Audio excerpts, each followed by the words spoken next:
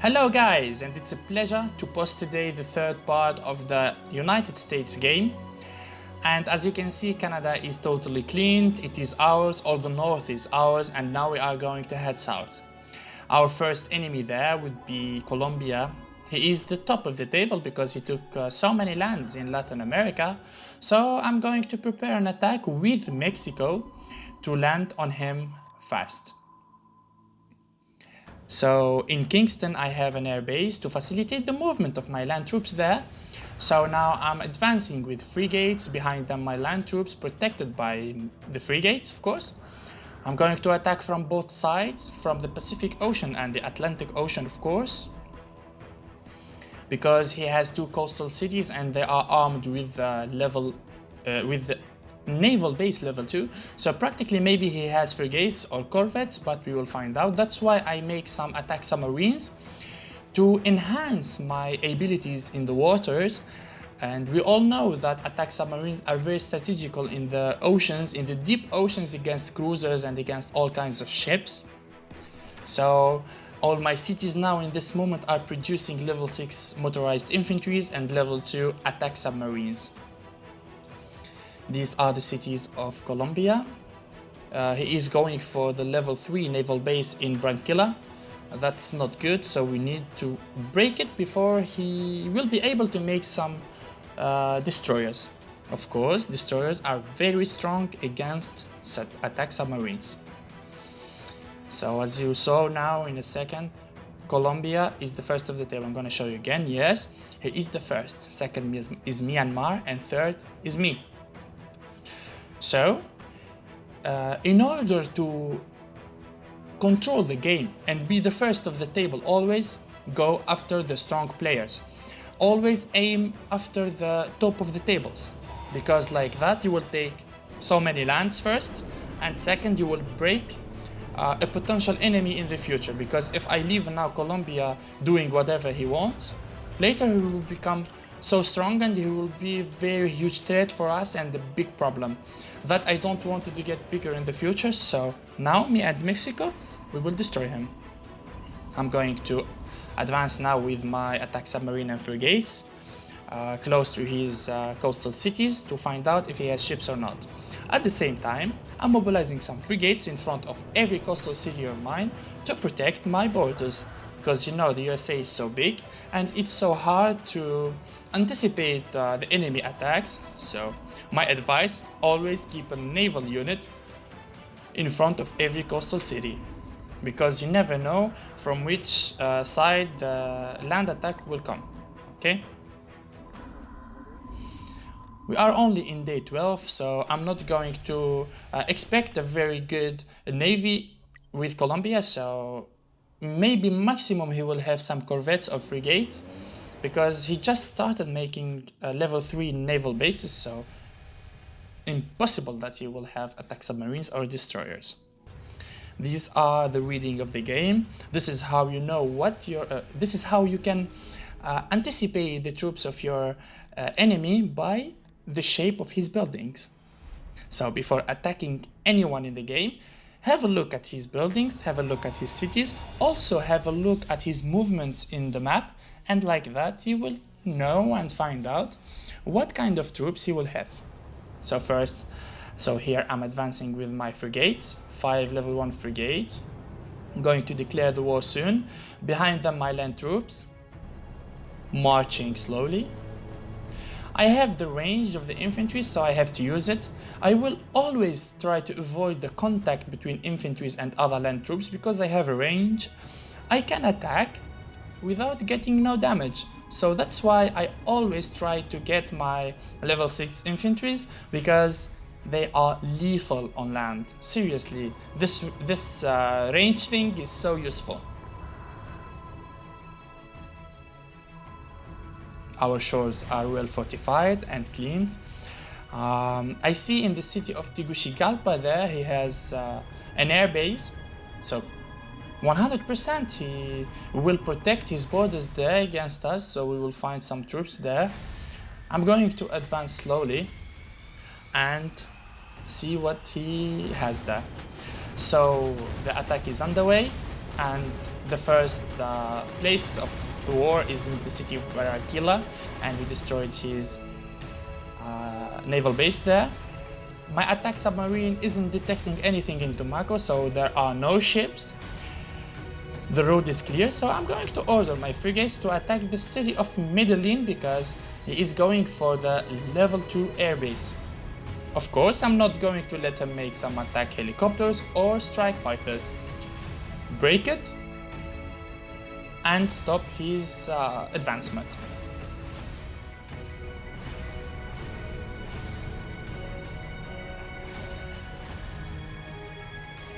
So here, the airbase in Tegucigalpa. I'm going to advance my 7 level 6 motorized infantries there and see what he has.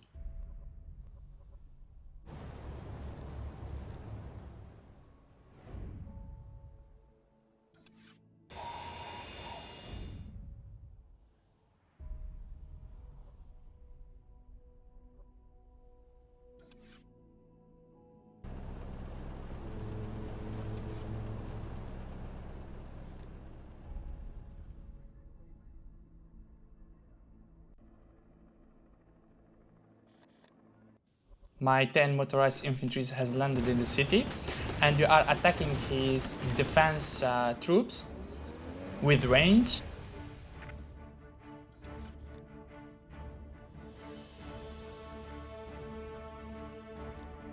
You can attack without getting damaged, that's good.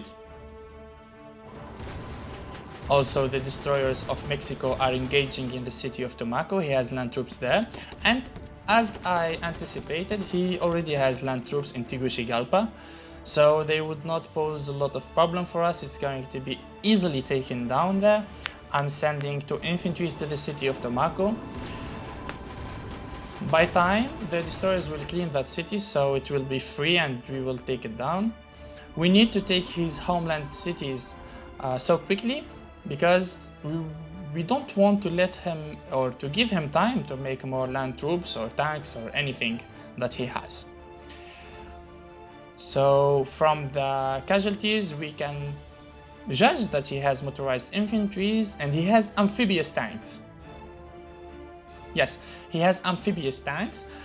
Well, some of you will wonder what's the useful thing about the amphibious tank. Well, the amphibious tank has an attack and defense like other tanks, in particular numbers, but the special thing that it is so strong in the jungles, and also it doesn't need harbors to interlands. So it can interlands from any spot possible on the map. It doesn't need a harbor or city.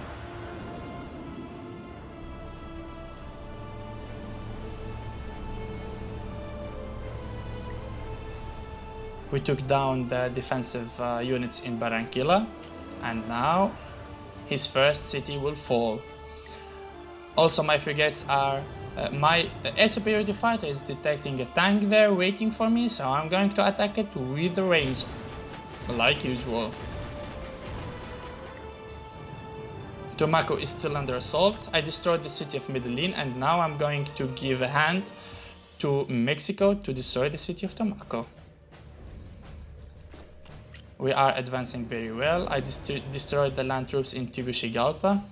Going to leave 1 in the city there to maintain the stability, and I don't like it to turn rogue later. So let's play it clean and safe.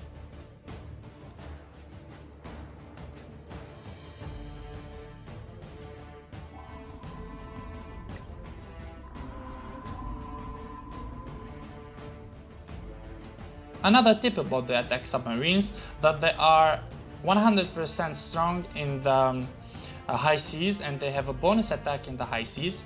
They are so weak and vulnerable in the coastal waters, so they are not good to defend your cities. Seriously, you have to defend the big intersection in the oceans. They are so strong in the high seas, as I said, so we will try to keep the attack submarines in the high seas and let the frigates or destroyers or cruisers defend our coastal cities. Now, because I don't have so much ships, I will keep my attack submarines to defend and get out of the Colombian War quickly. But later, when I have so many ships, I will take the attack submarines to control my high oceans and the high intersections in the middle of the ocean, and leave the ships defending my cities, of course.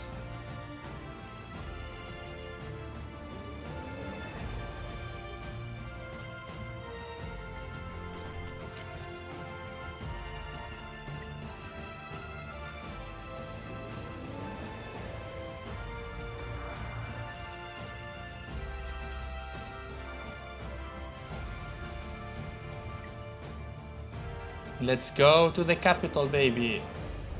Let's take it down.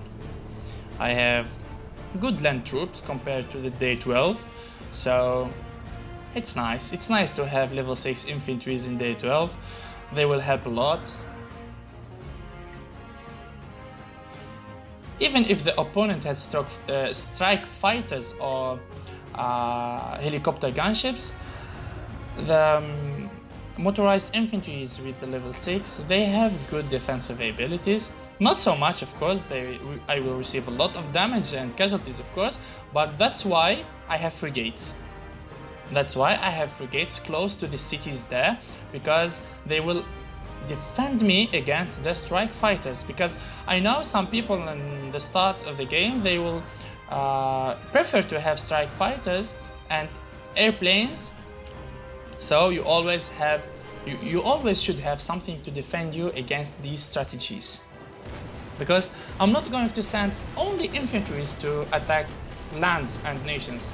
After this, I'm going to make some mobile anti-airs to join them in my infantry stacks. They are very useful and efficient against helicopters, against strike fighters, against everything, even bombers.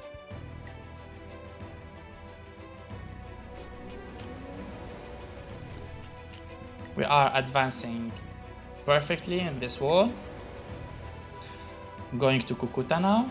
Always keep a distance from the center of the city. I don't want to have contact, so always let my my attack range do the work. I love the soundtrack, by the way. It's a war soundtrack, I love it. It gives me goosebumps. I hope you like it too, guys.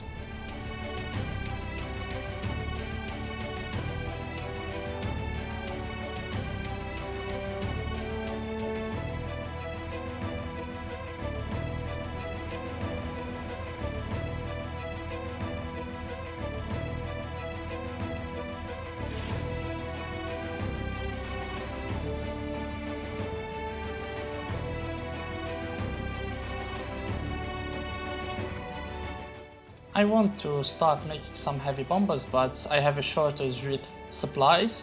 I'm starting to think about annexing a supply city there, because you know that I need supplies to first to build buildings and make researches and for a lot of things, and making motorized infantries. I need supplies as much as I need components. So yes, annexing a supply city would be so useful. Here I'm going for the level 3 arms industry in Hawaii, a supply city. And also in the other cities I'm going to upgrade the arms industry there. Of course, you know that it boosts resources production.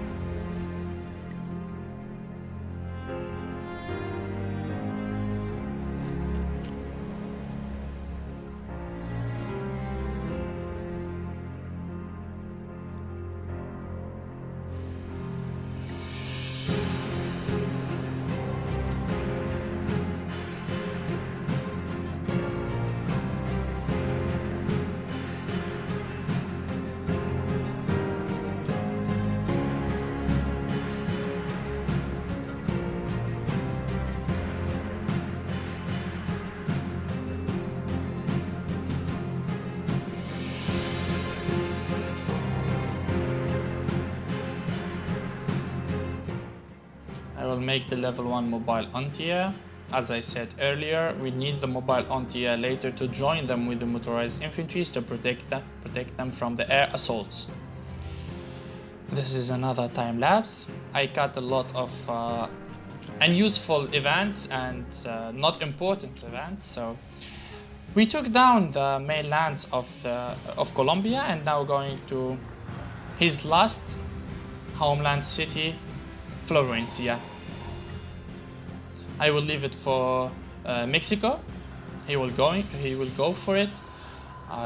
Nicely done, Mexico. It was a very good teamwork.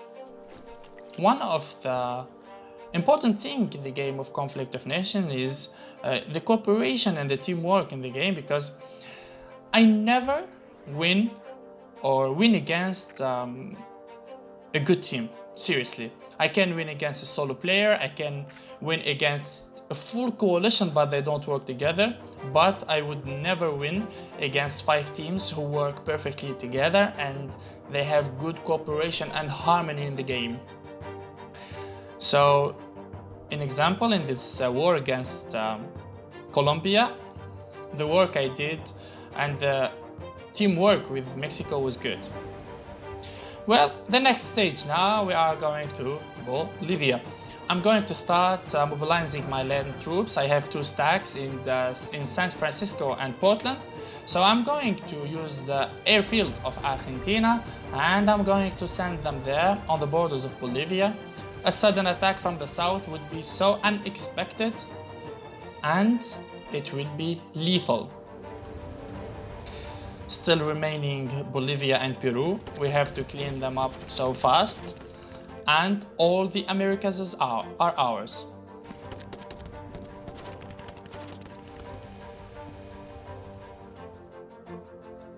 Of course, you know that Argentina is my other ally. About Japan, Japan has gone inactive. That was so sad. He missed a good game and a potential win in the game. So I'm kicking him out because he was so inactive and doing nothing there. Not so helpful. I'm going to kick him out and try to find another active and good ally. If I don't find an active ally, we will keep it only 3, me, Mexico and Argentina, and of course focus on Navy, because playing as these countries you should have good Navy.